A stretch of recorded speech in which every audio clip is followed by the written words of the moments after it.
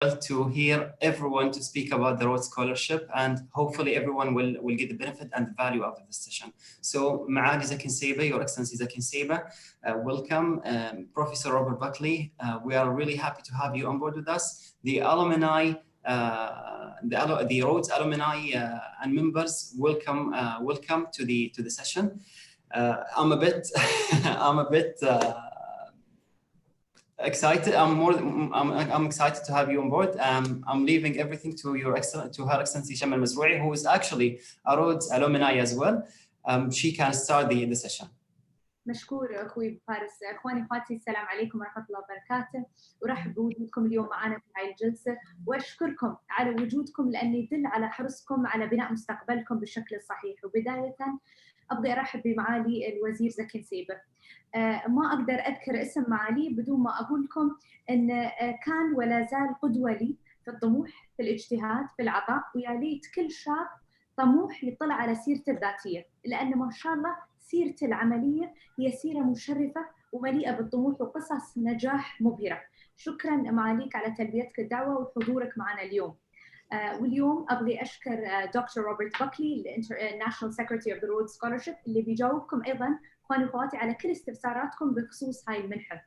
واليوم اشكر اختي واخواني الخريجين اللي لبوا دعوتنا ايضا واللي بيعرفونكم على تجاربهم الرائده، منهم الشيخه ماجده بنت مكتوم المكتوم، السيد محمد الشارد، والسيد عبد الله الهاشمي، وايضا السيد منيب مسيكونوفيك. الخلاصه الرئيسيه في هاي الجلسه ان يجب عليكم التقدم بطلب الى منحه الرودز، وهي مو بعيده من متناول ايدكم، وفرصه ذهبيه. اولا فرصه لقبولكم بهاي ممكنه وايضا ليست مستحيله، وجلستنا تنادي الطلاب المتميزين الشغوفين بتحقيق مستقبل واعد. اعذروني بتكلم باللغه الانجليزيه لان المنحه نفسها بتكون باللغه الانجليزيه وتقديم الطلبات ايضا باللغه الانجليزيه. So good evening everyone. Thank you all for joining us today. I'd like to note first of all that it's by the generosity of Her Highness Sheikh Salama bint Hamdan Al Hayyan and her board of trustees and her foundation in pioneering the endowment and launching the UAE's Rhodes Scholarship that brought us here all today. And I think we all need to remember and be proud of the kind visionary leaders we have today. The main takeaway from my message is to all of you is you should and you can apply to this scholarship. It's not out of your reach. You are absolutely capable of being accepted. The session today is about you, impressive, intelligent students who have such promising futures. Before we launch right into the details and the history of the scholarship, I just want to take a few moments and tell you why today in this session is very important. Our leaders believe that young people are intrinsically valuable, that youth are investments and assets and are at the center of our nation's growth. And we can't imagine the future without the energy, passion, and innovativeness of youth. I'm taken aback by how resilient this generation can be, even in the face of challenges. The Rhodes Scholarship is one of the most prestigious, remarkable platforms to invest in the whole person. It attracts, and before even attracting people from all over the world to explore lives of excellence, it has character and service at the heart of the values of this scholarship, which are also at the heart of the value of the United Arab Emirates. Scholars are charged first of all, they're charged with the duty of serving their country in every sector that they're in, whether it's science, education, public policy, sustainability, urban planning, environmental sustainability, culture, arts, and you can serve your country in any field you would like to pursue. So this is a special time to be a Rhodes Scholar in a university like Oxford. Oxford can unleash your potential, and you will learn that the human mind is the ultimate superpower. Oxford teaches you that there is no limit to your creativity, to your innovation, to your imagination, to your determination, and even ability to think, reason, or learn. Yet we often fail to tap into the full power of our minds, and we, as youth, sometimes deprive ourselves of the best version of our abilities. Being at Oxford personally taught me to stand in my truth, to be who I really was, to learn how to represent my country, to learn how to represent my religion, and above all, to be an independent thinker. I learned to listen to others, to keep pushing myself, to learn more about the world and the solutions that make up our future. And one thing I just want to say is I learned that I belong, that there's no such thing as being good enough for places like Oxford, that I, just like you here, all of you today, have something and something special to offer the world. And when you come back from your Rhodes experience, inshallah, you come back as more of yourself, but wiser, more empathetic, more knowledgeable version of yourself. It is an experience that will lead you to fulfillment and joy. And when you come back, the UAE is here to welcome you and your new ideas and your new passion and perspective, and to help let you reach your full potential. So let's dive in. We'll hear next from His Excellency Zakin Seba, and after that from Dr. Robert Buckley, and then from our amazing alumni who will share a glimpse of their experiences. Thank you all again for being here. Thank you very much, Your Excellency. بسم الله الرحمن الرحيم. السلام عليكم ورحمة الله وبركاته. أيضا اسمحوا لي أن نتكلم باللغة الإنجليزية لأنها لغة التعامل بمنح رودز. What a joy it is and a blessing to see Her Excellency Shama al-Mazroui as our Minister for Youth. And in fact, it was through Shama al-Mazroui that the Rhodes Scholarship Program was launched in the UAE. Let me tell you a little background about this scholarship and its story. I am sure Dr. Buckley and then our panelists will be able to explain to you the details of this scholarship and where it will lead you. But personally, I was approached in 2013 and asked if I wanted to join a selection committee for the Rhodes Scholarship for UAE students. And I must say I was a little taken aback by that, because personally, I am a Cambridge graduate and not an Oxford graduate. But of course, I realize how important that scholarship was and is, and therefore I was very happy to join that committee. And the very first meeting we had as a committee, was the meeting in which we met Her Excellency Shama al-Mazroui as a student, as a candidate. And let me tell you why it was such a blessing. Because on the one hand, we had 10 very talented young candidates who wanted to go on to Oxford. And it is a huge responsibility where you are a member of a selection committee to try and decide who among these 10 very talented, outstanding students who are all academically, who have personalities that show leadership, that shows service to the community as their major goal in life. It is very difficult to choose one person. And in effect, we couldn't. There was a tie between us. We supported one candidate, and there were some others who were supporting another candidate who was also, I must admit, very strong.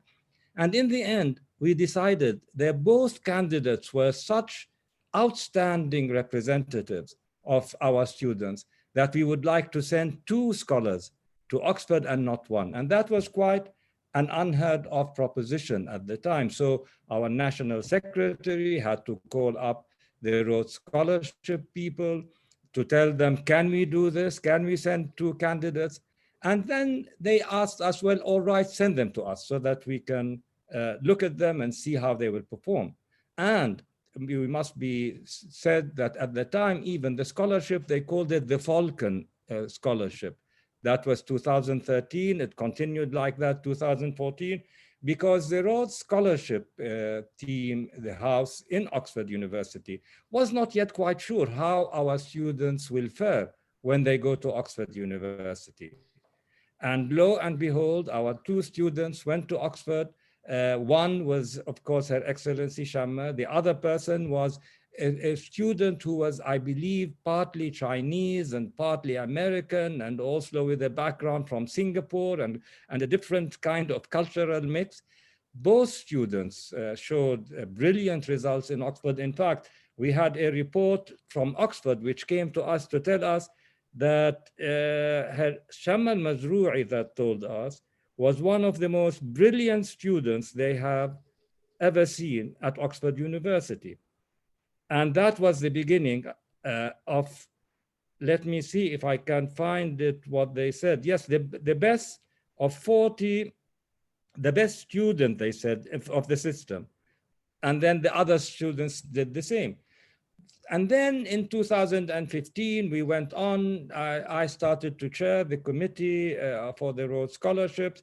So let me tell you what that means. It means that there will be a system, it will be explained to you through our panelists and through Dr. Buckley, where the best students will be chosen, the best candidates. And out of 40 best candidates, perhaps 10 will be ultimately shortlisted. And then we meet with them as selection committee. Now we have a very, very difficult task because we need to sit with these candidates and try and decide, as I have said, which of the candidates is suitable to go to Oxford. Now, thanks to the first cohort of our Rhodes scholarships, we were in fact recognized as a country that can send 2 scholars a year to Oxford because of the quality of our students. And when Her Highness Sheikh Salama Bint Hamdan Foundation took over the actual, because initially the scholarships were financed by the Rhodes Scholarship House, but then the Her Highness's Foundation also that had arranged initially to bring the scholarship to the UAE has started now funding these scholarships. We are sending 2 scholars every year to Oxford University. And what an amazing opportunity it is for all of you to really continue with careers. I mean, look at Her Excellency Sham al-Mazrou'i, who came back to become the youngest minister the whole world. Last year, we sent Abdullah al-Hashimi, who has a double major in economics and philosophy. And we sent Munib Misanovic, who I believe is with us here, who is a student in electrical engineering. So it shows you could be in any subject as long as you show qualifications that prove your academic quality, but also the fact that you are a leader. We are looking for leaders who have a sense of service in their personalities that would make them contribute to their societies and to their communities. If any of you applies this year or next year, and I am around to sit and meet with you, I look forward to this. I was immensely impressed by all those candidates I met. And our selection committee is very humane. We will spend 2 days with all of you as candidates, having dinner with you one evening, talking to you over the dinner, and then meeting the following morning in order to have further discussions and to try and ease our job in selecting only 2 or 1 candidate out of the 10 outstanding ones we have. And I look forward to meeting you also in the future. Thank you very much, Your Excellency, wa shukran, abna'i wa banati. Professor Buckley? Yes. Welcome. With that excellent introduction from Her Excellency Shaman and His Excellency Zaki, I'm going to get into a little more detail on some of the practical matters associated with the scholarship. So if I could have the first slide. Sure.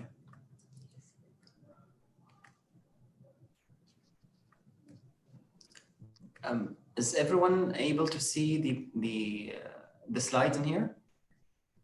Yes. Let's go. Good. So I'll very briefly tell you what the scholarship is and tell you a little bit more about it and how you can apply. So the next slide describes the scholarship. Can you go to the next slide, please? Just to follow up on what His Excellency Zaki said, it is a scholarship to send young students to Oxford to study, typically for 2 years.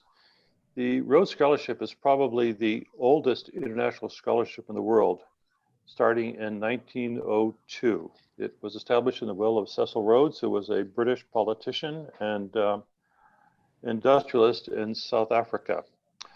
For those of you who may not be familiar with Oxford, it's a small city, a town, market town in the middle of England, about an hour by train from London. It's a busy place. It has about 38 colleges, and if you are a student there, you would be a member of a college. One of the things that's remarkable about Oxford is that as busy as the town itself may be, once you enter the gates of a college, you're into a different world, very quiet, very calm. And we can hear more about that from our students when they talk about their experience. Not only is the scholarship the oldest, the University of Oxford is the oldest university in England, claiming to have been founded in 1096. Next slide, please.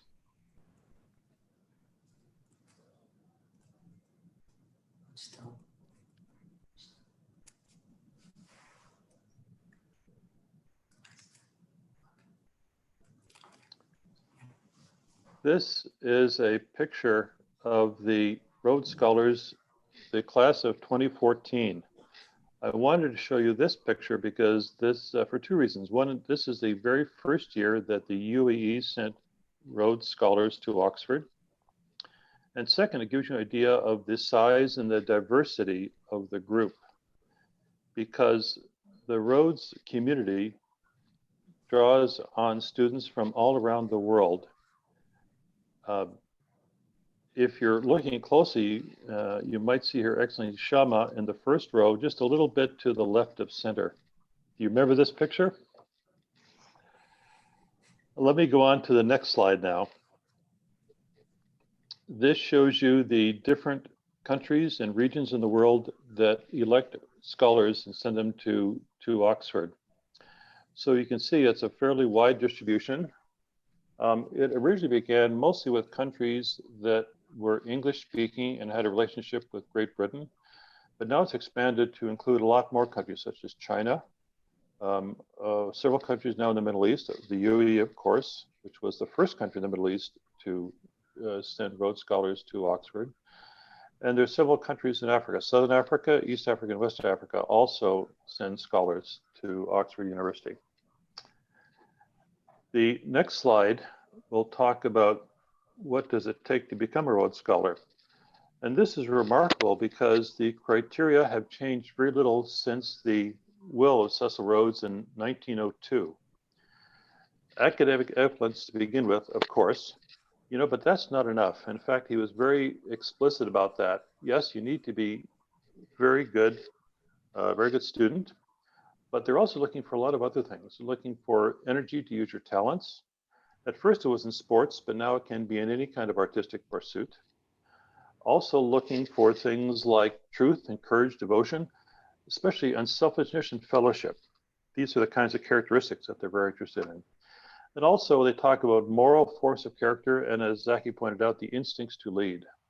So unlike a lot of other scholarships that just emphasize academic excellence, the Rhodes Scholarship has a lot of other dimensions to it that emphasize your ability and your interest in leading and dealing with your fellow man and woman. Next slide, please. So what are we looking for? As I said, certainly academic achievement and excellence, but also the courage and skills required to lead, and the ambition and a commitment to make a difference in the world. And we're looking for this in fairly young people. Next slide talks about eligibility. Well, first of all, you have to fulfill the citizenship and residency requirements for the country or region from which you're applying. Now, the UAE is unique in that you can be a citizen and apply for a scholarship. And if you're not a citizen, but you went to a university in the UAE, you're able to apply.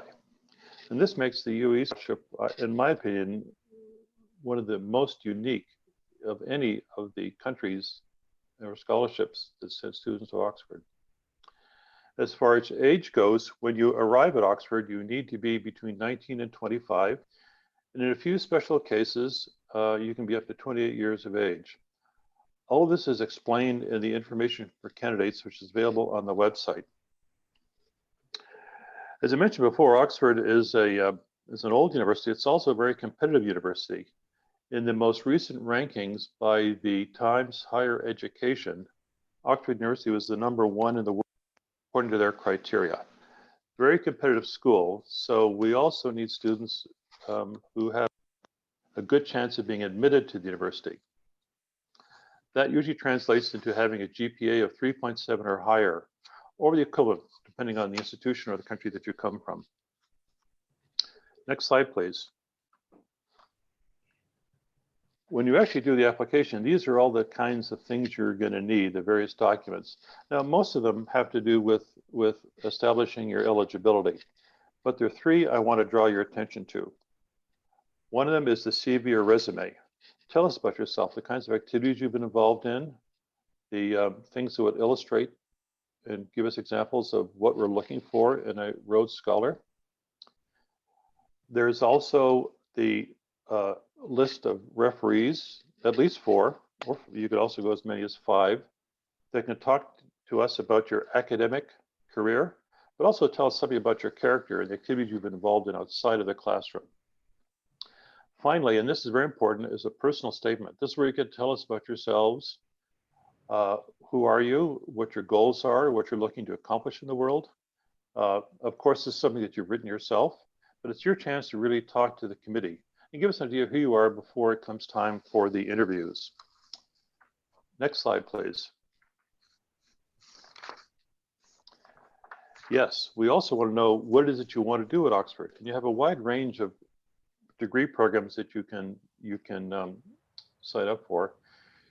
You can, if you like, do a second bachelor's degree, but this time with senior status. You can do a 1-year taught master's course. And after 1 year, you can do a second if you like. So for example, you can do an MSc in 1 year, the next year you do an MBA. Or you can do a 2-year master's or bachelor of philosophy, or 2-year master's degree by research, or you can even start a 3-year doctor of philosophy or PhD. So there's really very little in the way of limitations on the kind of thing you can do. Now, students that we have sent from the UE to Oxford have done a wide range of different programs and degrees. The ones that I've shown here are all examples of what they've done. So you can see that you're not really very limited into what you want to pursue. Depends on your interest. So that's the kind of thing we want to hear about. You'll be asked in your application to say what it is you propose to do at Oxford, what degree program, and that should fit in with your plans and your ambitions. That's the kind of thing we want to hear about. Next slide, please. Now, as actually Zaki talked a little bit about the process. First of all, there's the application. We are now accepting applications and will be until September 30th. After that, the committee then reviews the applications and decides on a list of finalists who will be invited to interview. It's very important for us to meet you, to get a sense of the kind of person you are. We would have a social event with you, have dinner, and then on the next day, we will sit down and do interviews, face-to-face interviews. Those are currently scheduled for November 13th and 14th. We then make our selection. That's the first part of the process. It then goes to Oxford, where you now have to be admitted to the university. So you have to apply to the program that you propose to study there. That happens in the later part of the year, or the early part of next year. And if all goes well, you've accepted the program, hopefully your first choice, and then you would arrive in Oxford late September in the year in which you were starting. Now, of course, in these particular times, we have a contingency plan in case we need to change the normal process because of the COVID-19 pandemic. So it may be that even though our preference is to conduct the interviews face-to-face, we may end up having to do them online. We will decide that next month, and we will let everybody know when the time comes. Next slide, please. So this is a reminder of some of the things about the scholarship. As far as who we're looking for, you know, it's men or women, very few restrictions. It really is a diverse community, and that's very important to the scholarship, because when you go to Oxford, not only will you be part of a degree program and part of a college, but you're also part of the Rhodes Scholarship community. These are people that are brought together from all around the world. They get to mix and mingle and share their experiences. You'll hear more about that from our panelists in a moment. So that diversity is something that is valuable and treasured, and one of the hallmarks of the Rhodes Scholarship. I've mentioned it several times now how academic ability is important. You have to be able to be admitted to the University of Oxford, but that's not enough. The commitment to serve others is also something that's very important and that we'll be looking for, both as shown that's indicated in your resume or CV, and it comes across in the interview when the time comes to meet with you. Next slide, please.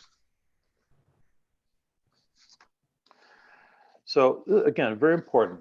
We are looking for people who have demonstrated that you have worked to improve the lives of others. And there's lots of ways you can do that. Again, this will be something you'll see in your CV and your resume.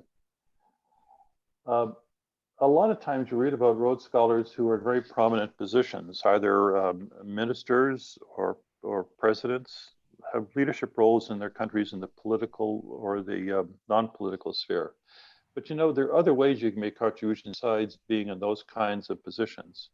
We have scholars who are in the medical field, engineering, science, the law, as teachers, educators, and as activists.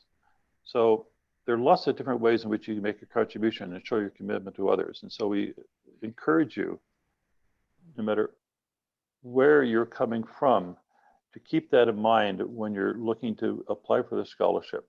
That's the kind of thing we want to hear about. Finally, all the kinds of things I've been telling you about, you can read. Is the last slide still there?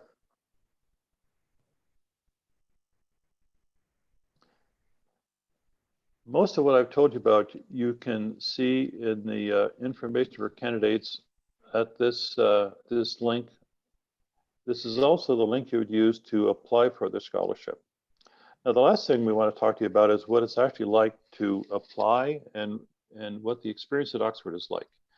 And the best people to tell you that are some of our recent scholars. And so what I want to do now is to pass to them to talk about what it's like being a Rhodes Scholar and what it's like being at Oxford.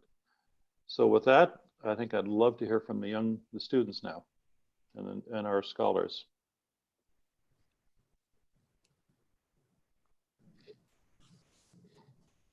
Your Excellency, do you have a preference on whom to start with first? I would suggest we start with our two most recent scholars, because they've just gone through the application process, so they can probably share that with the audience. So we have Munib and Abdullah here. So who would like to go first? Do you want to go first, Munib? Yes, sure. First of all, hello everyone. Thank you for the invite to the panel. Yeah, the Rhodes application process, I think certainly it was the capstone to my 4 years at NYU Abu Dhabi. It was very, it was a conclusion to a story I had been living in the UAE. I saw it as a great opportunity to continue what I'm interested in, which is the AI in healthcare, and as a great chance to study at, as Robert mentioned, at the best university in the world, at Oxford. I think also what's important to note is that while the Rhodes Scholarship is a scholarship, an academic opportunity to pursue further studies, it is also a holistic view of a person. So I think applying for it helped me reflect on all of those different aspects of myself and understand myself better in all those different ways.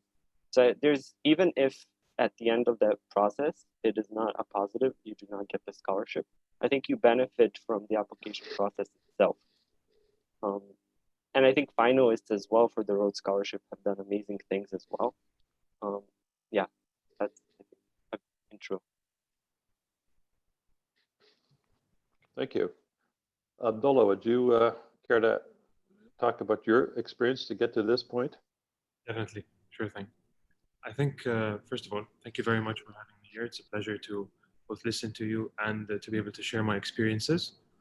I think for myself, the message I'd like to give for anyone considering applying for the scholarship is, if you find yourself interested in the scholarship, but are somewhat afraid of how you're going to fare in the interview process, let's say specifically because you think you have a lot of interests and you haven't figured out what you want to do or how to make yourself a good candidate for the scholarship, then one good thing to keep in mind is, first of all, like it has been mentioned earlier, it's very important that you have specific values, mostly values of service, of giving back, of solving global issues. But at the same time, we can sometimes have specific ideas of what that means. And I'd encourage you to be imaginative with how you can serve others and in what avenues you can kind of engage in that, or let's say activate those values.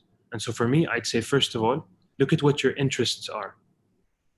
So if you're interested in the arts, look into the arts, study them well, and see what specifically you might find yourself better than others in, or see what you can leverage your skills in, and then see how you can kind of incorporate that to your values. So I'll speak from my personal experience.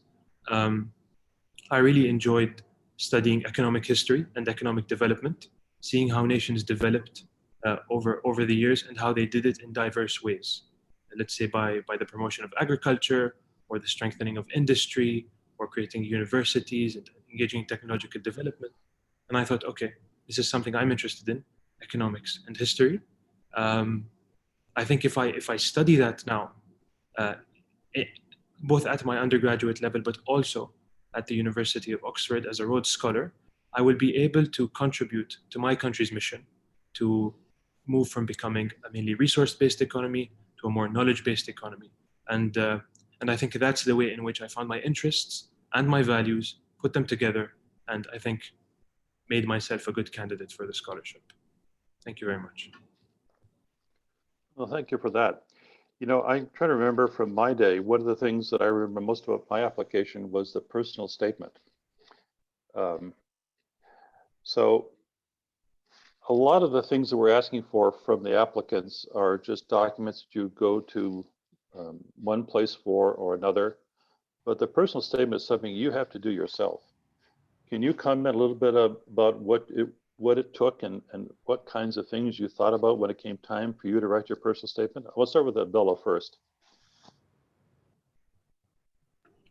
Definitely. I think I had a very difficult time writing the personal statement. And the reason for that is, again, you're trying to sit down and kind of summarize who you are as a person, what your goals and aspirations are in around 800 words. And that can be a very daunting experience. So what I tried to do was, first of all, very simply get a paper and pen and list down words, keywords, I'd say. And those keywords include things like my values and my interests. And after doing that, I tried to write a couple of paragraphs about it. And in the beginning, it can feel like a messy process. You feel like they're disconnected. And so you do that. And I'd encourage you to speak to people you consider to be mentors, to friends that encourage you, people that share the same vision as you, and see what that means for yourself. And I think the most important thing about the personal statement is creating a vision. So like I said in the beginning, it was kind of daunting for myself because I felt like I had many goals, but I didn't know how to kind of phrase that very succinctly.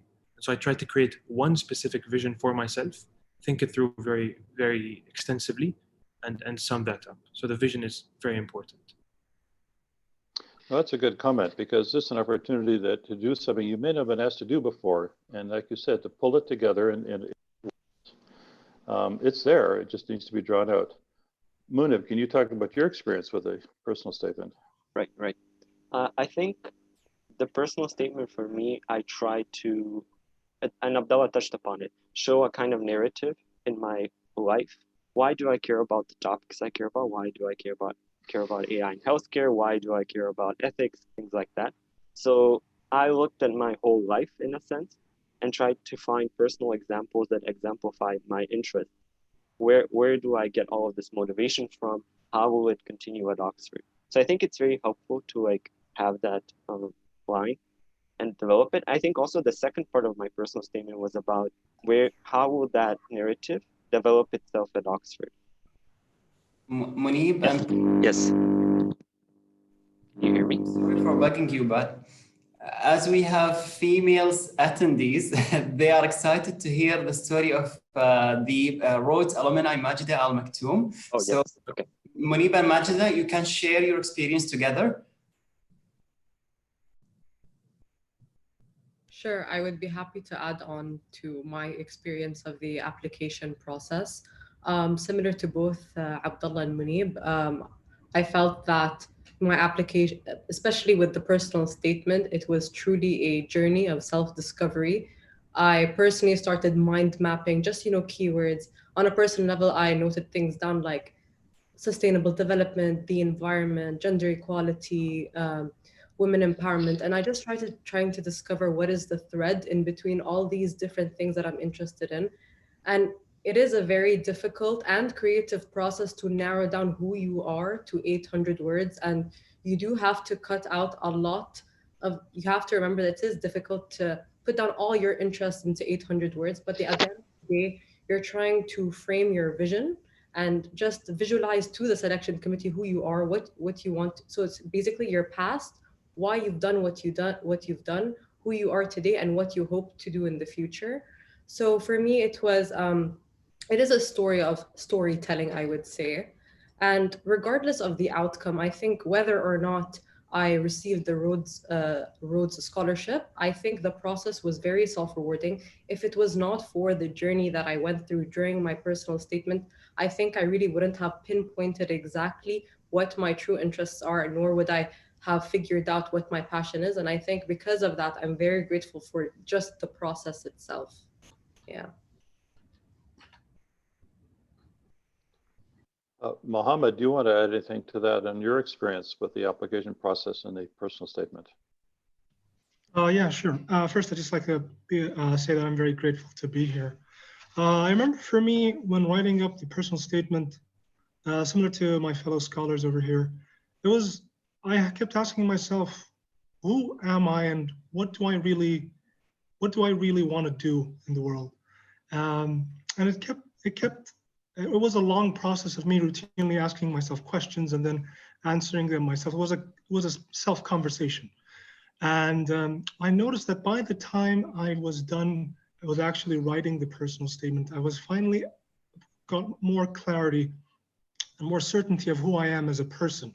And I noticed that the more involved I got into the Rhodes process and eventually coming to Oxford, I learned more about myself. And I think that's one of the most rewarding things about this opportunity, is that you grow to know who you are as a person and what do you want to bring to the world and to your nation.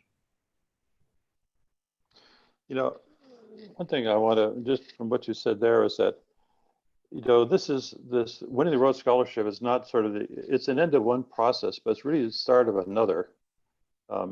Getting you to Oxford, becoming part of this community, and then going on to the next step in your career, which, as you say, is helping others, showing a commitment, doing good. I mean, that's a great expression, but they like to use it a lot of times.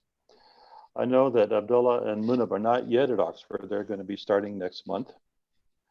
But Majida and Mohammed, you have already been there, Majida for a year, and I think Mohammed for a couple of years now.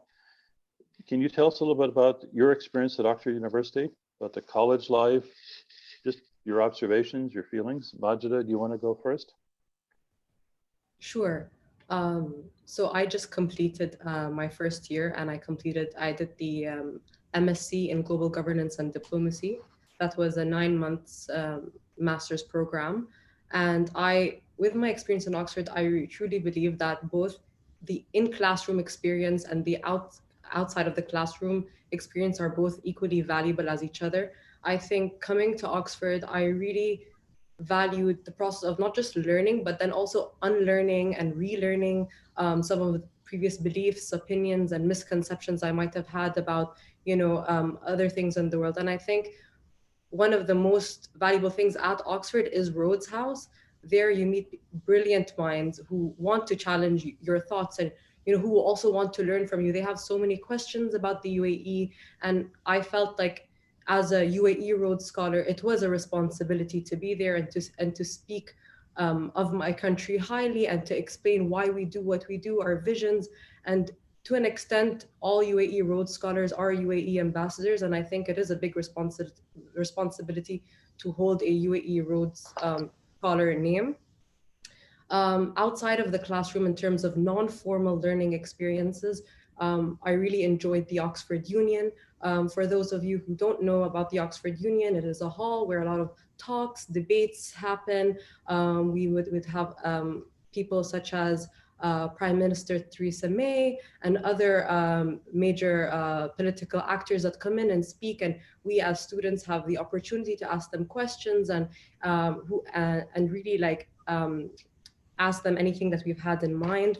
Also, something that is a valuable experience would be, I think, the formal hall dinners that you can have at any college, not just your own.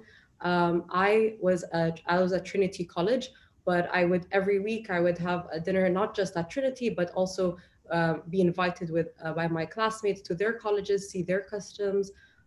It was very fun wearing the subfusk. If any of you don't know what that is, that's a little uniform that us at Oxford wear, not just at some formal hall dinners, but also for exams. So that just reminded me that, Oxford, no matter how developed we are, like the UAE, we still carry our traditions. So that was something nice to see at Oxford itself. Yeah. Professor Robert, if you allow me, a lot of the female attendees are approaching Her Excellency Shamal Mazroui and Majda Al Maktoum about their experience as females in particular. Were there any specific challenges that you have faced? I have received over 10 questions on the same thing from the same from the attendees. So we would love to hear from your end. I'd like to hear first from Sheikha Majda, because of her recent experience, and then I'll add on. I'm sure she's going to. Sure. So I think I would be very happy to say that Oxford is truly a very inclusive, welcoming community. I personally, as a Muslim Arab female, did not face any difficulties.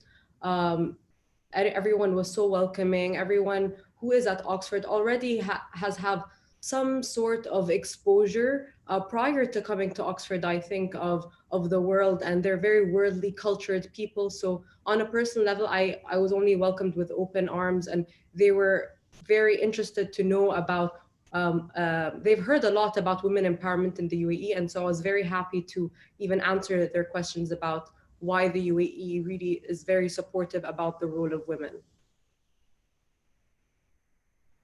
I think I want to echo the same thing. Oxford is so open. It's a melting pot of so many different cultures, religions, nationalities. I didn't have any challenge as an Emirati Muslim Arab female. I think it was an opportunity as a Rhodes Scholar to showcase our religion, to showcase our nation, to showcase what the UAE stands for. And I think it's an experience that is unmatched. It's not that you won't have challenges, but I don't think so there's any challenges related to our culture or our religion that might be obstacles to thriving and learning and flourishing at an educational institution like Oxford. I'm curious, when you say, were there any challenges when you were at Oxford? I mean, any adjustments you had to make? Not that I recall of at all. I think there's a lot of things that you will see in a lot of international universities. Let's say if there's specific parties or there's things that are not in accord with our custom, I think it's very nice to state to your colleagues and friends that this is something that's not in line with my custom, and I do not engage in these kind of efforts or these kind of events. And I think people respect it so much. And there's a beauty to sticking true to your values. And I think Oxford allows you to be that. There isn't this kind of gang versus this kind of group. And there is a strong Arab society as well, and a GCC society that is pushing forward, not just for Oxford, but Cambridge. There's an alliance, and maybe Sheikha Majda can talk about, because she's also, I think, spearheading it as well. So yes, there is actually a lot of Arabs and fellow GCC members at Oxford. Akhuya Abdullah Al-Hashimi can talk about the Oxbridge Society a little bit more. I think he has also recently joined that. But speaking about the challenges that people face at Oxford, I think something I really want to note is the imposter syndrome. I think that is a very real experience that a lot of not just roadies, but other Oxford students face upon coming to Oxford once you first arrive. It's a very exciting, but also overwhelming experience. And I think something that's very natural is, feeling like you're an imposter in the society, feeling like you don't belong there, doubting your own potential, feeling that you don't fit. But I think it's just a matter of time to figure out that everyone is the same boat as you. Everyone is in some sort of way doubting their own potential. But I think the imposter syndrome, I would like to believe, is something just temporary, but also important to note and nothing to be afraid of. Akhoy Abdullah, would you like to talk about the Oxford Society that hopefully potential UAE Rhodes Scholars can join? Very quickly, I can say that I literally joined the society around 4 or 5 days ago, and we've already had a meeting. And we actually had a conversation that's very in line with what we're talking about today, which is basically encouraging people from the UAE, both residents and nationals, to apply to both Oxford and Cambridge. So not only as Rhodes Scholars, let's say they don't meet some of the requirements, let's say they don't, their visions don't align with that. So we're also trying to work in tandem with this particular goal, I guess. That's all I wanted to say.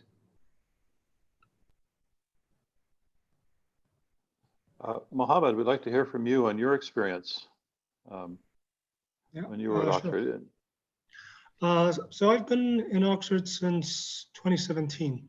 And I think I noticed that every year is actually quite different. The people around me are different, so there's always something new to get involved with, and there are new people to interact with. I think for me, one of the things that was very rewarding, and my fellow scholars mentioned this, is being part of many of the great traditions that are at Oxford. So when you first get into Oxford, there's the matriculation ceremony, and this is a somewhat ancient tradition and custom that exists in Oxford and Cambridge as well, and it's quite an interesting thing to be part of. And I also noticed that there's a lot of being in Oxford and being part of the college system. So as previously mentioned, Oxford has many different colleges, and then once you become a student at Oxford, you become part of a certain college. And within that college, you develop sort of camaraderie with other members of that college who might be from different disciplines. And that's the beauty of Oxford, is that you end up forming these different groups of friendships with different people who have different things and that make them special, but you're still united by something that just ties you all together. And I would really recommend that people do apply for this scholarship. I think when people might see the name Oxford, they might be a bit intimidated by it, and I personally was very intimidated by it, to be honest with you. But I really do think there's no harm in applying. Even if you don't end up getting it, the process of just applying will make you grow as a person, and I can't recommend it enough, truly. Professor Buckley, if you allow me, there is one question which is basically to all Rhodes alumni.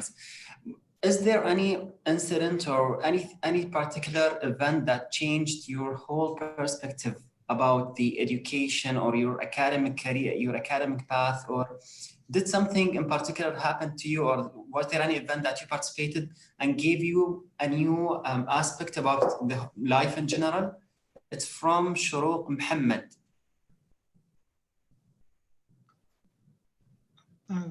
I could maybe talk about this. Yes.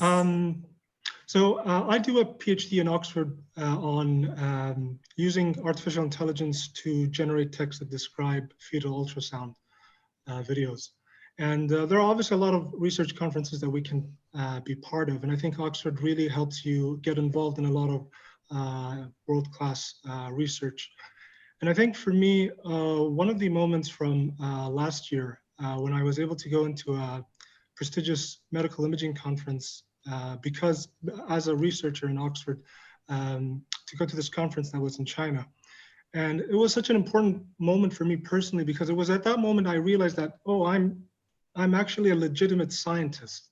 And I think for me, that kind of opportunity would not have been necessarily made available without being involved with Rhodes and being a student at Oxford, where I was able to exchange ideas with my fellow classmates and lab mates, and under the tutelage of my supervisor at Oxford.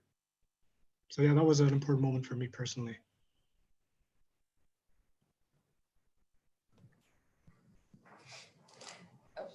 Professor Buckley and Your Excellency Zaki, throughout this talk with the youth who have been alumni of the Rhodes Scholarship, if I may ask, what makes the UAE youth competitors to the other nationalities in a Rhodes, in a prestigious scholarship like Rhodes? What values do they have that varies them from the other nationalities, if I may say? Well, if I can start by saying that all of those UAE students that I met showed outstanding qualities, truly outstanding, both academic and personal. And this is something which is quite unusual in that we have a young education substructure. Our universities are young, our schools are young, and yet quite clearly they were able to bring through a generation of truly academically qualified students who can go on to compete internationally. So I would say that is one quality that I found that was quite unique to our system, because it is a young system, and nevertheless it has succeeded in creating people who truly impress you when you listen to them. But I think the second thing that I found also quite distinctive about them is that they were all committed to public service. And I believe that this is part of the UAE ethos, if you like, part of the DNA of the UAE and its culture, to inculcate in its young people the feeling, the convictions, the ideas that they are not there only to go to a university and take a degree and come back and make money, but they are really there in order to grow and serve, whether serve within the UAE or serve globally. And every single candidate I met had these two, if you like, parts of their personality quite strikingly clear to me. And I believe that this is something which is quite unique to our society and to our system. I just want to agree with everything that Zaki said. You know, the talent, the vision, the commitment, it's all here. It's just that now we have a new avenue, if you like, with the Rhodes Scholarship for it to be realized. So the students that go, the scholars that go to Oxford from the UAE are just like all of the others that are there. They have the same ability, commitment. They're Rhodes Scholars in every way. Just while we were here, there was someone had a question about they're a student, they're Emirati studying in the UK. Can they apply for the Rhodes Scholarship? Yes, they can. If you're an Emirati, it doesn't matter where you go to school, you can apply. If you're not an Emirati citizen, then you must have gone to school in and got your degree from a university in the United Arab Emirates. So. If I may just add one thing, Dr. Buckley, on I think one of the questions was, what did you realize? I think as a Rhodes Scholar, personally, I learned that we must keep the motivation and impact of our work in mind. Maybe Muhammad talked about him visiting a conference and kind of feeling like he's in the field or a true scientist. I think one thing that Rhodes Scholarship reminded me of is that our work is service. As young people, we're curious, we're all driven. We all want to be the best doctors, the best engineers, the best teachers, the best maybe CEOs. But why do we do that ultimately? His Excellency Dr. Zaki talked about commitment. Yes, we're curious. We want to go to the best schools. We want to work in the best fields with the most talented people. But let us go back and ask ourselves as young people, why do these professions exist? To provide us an upward ladder? I don't think so. To provide us a platform for service? Yes.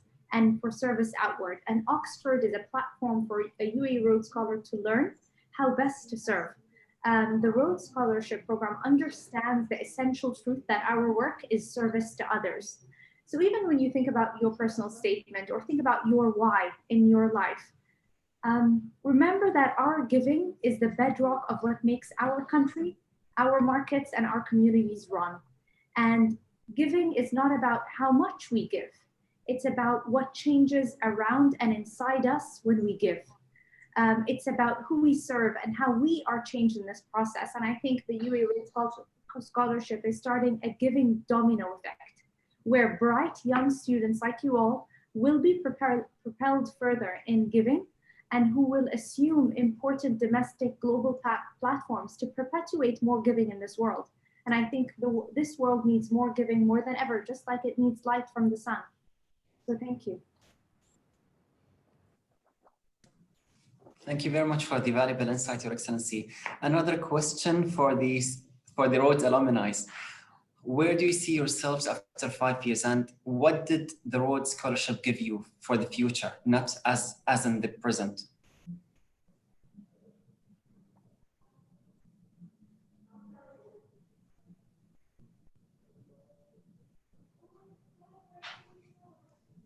Anyone can start. Yes. Does someone want to go instead of me, or should I just? Yes. Sure. I guess where do I see myself, hopefully, in 5 years from now is I see myself serving, and in what capacity? Hopefully, again, I spoke about the importance of vision. So here I am trying to prove that I have something like a vision. I decided to opt for the MSc, the Masters of Science in Economics for Development. And that program is supposed to both prepare you to become, either a very technically capable academic or a professional development economist. And so what I want to do, hopefully, is after receiving my degree, and hopefully getting another master's degree, because the Rhodes Scholarship does offer you 2 years of learning, to come back and hopefully work with a ministry or a federal entity to introduce policies and maybe institutions that create the kind of growth that is sustainable, that is inclusive, and that spreads prosperity across and among society. Majida or Muhammad or Munib?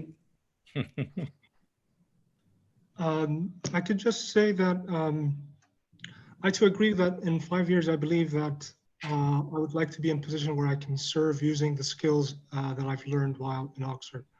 I think it's very important for us to be able to try and improve conditions internationally and in the UAE. And I think based on the kinds of work that I'm doing, we can maybe try and improve the use of AI to improve the lives of people within the UAE and without. And I hope that I'll be in a position in order to do that. Time flies by really fast. One last piece of advice from the youth and from even Professor Robert Buckley, and last but not least with Your Excellency Zaki Nusseibeh. From the youth to the youth and from the pioneers to the world. Well, let me perhaps start by saying practically what would you expect if you are chosen on a short list and you come to your selection committee? Your committee would have already read all your papers. They would have read your personal statement, your transcript. They would have seen your academic record. They would have read what your tutors wrote about you. And therefore, they will have a theoretical knowledge about who you are, what your vision is, and where you want to go next. But it is very important to think of these 2 days that you spend with the committee as an important opportunity for you to come through with your personality so that the committee can understand you better. And you must remember that for the committee, it's a very difficult task. They are talking, they are interacting with 9, 8, perhaps 10 incredibly gifted young people. And yet they have to make a choice of 1 or perhaps 2. And therefore they need you to help them to arrive at a conclusion about who you are. So my advice is that you should be yourself. You should speak always from the heart. Don't be afraid. The committee is there simply to help you, to understand you better, and to know what came out in your statements and your transcripts. How does that really reflect your personality? So be at ease, be self-confident, but also be true to yourself. And that is always the best way of communicating to your committee. I wish you all success. I wish that as many of you would apply to the scholarship. I truly believe that it is a path to future success in your communities, in your societies. And I echo what Her Excellency Minister Shamma said. We live in a world, in a world where we need young, talented people to come together in order to create around us a better environment. Thank you very much. Thank you very much, Your Excellency. Dr. Buckley, a piece of advice to you. I think His Excellency Zaki summed it up wonderfully. There's very little I would add or could add to what he said, but remember that. I think everything he said is be yourself, speak from the heart, and remember that the things you've done are the things you've done, and they're worth, we want to hear about them. You know, whatever it is that you started with, what you did with it is going to be very important for us, and how you use the skills that you have. So.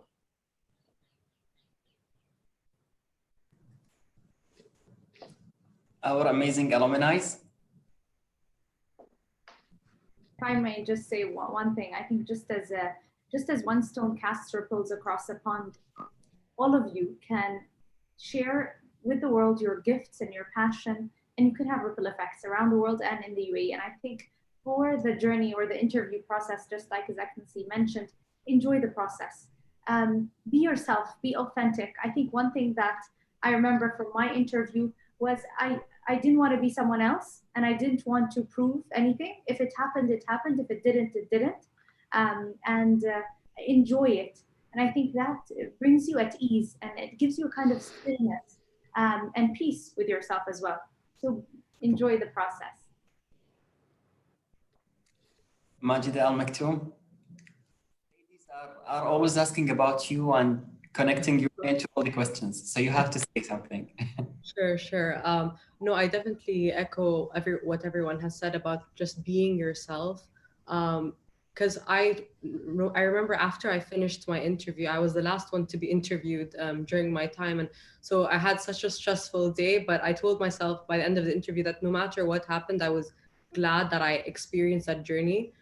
So just really be yourself, be true to you, because at the end of the day, whether you receive the Rhodes Award or not, I think you really do come out with something that you can take on to other future opportunities. Yeah. Munib?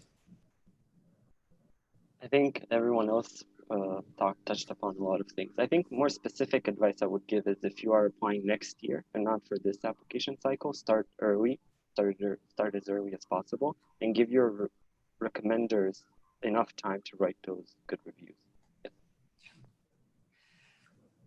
Your Excellency Zaki Nusayba, Dr. Robert Buckley, the amazing Rhodes alumni, thank you very much for this beautiful session.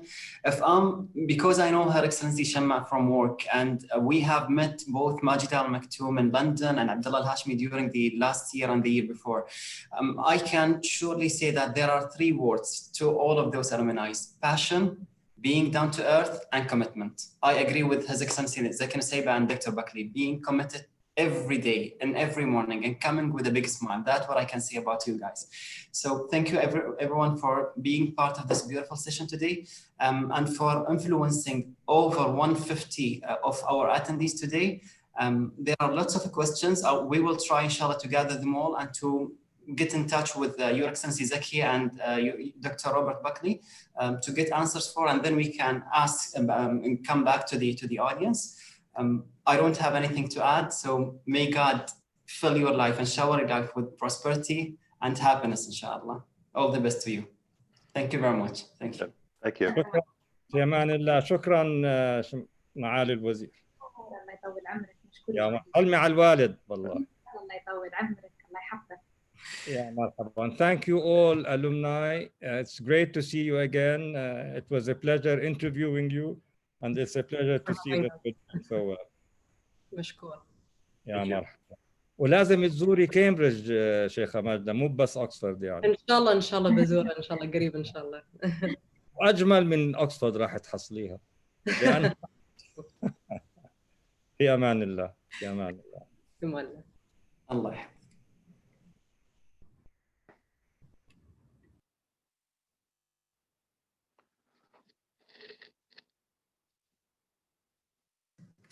اشوفك على خير.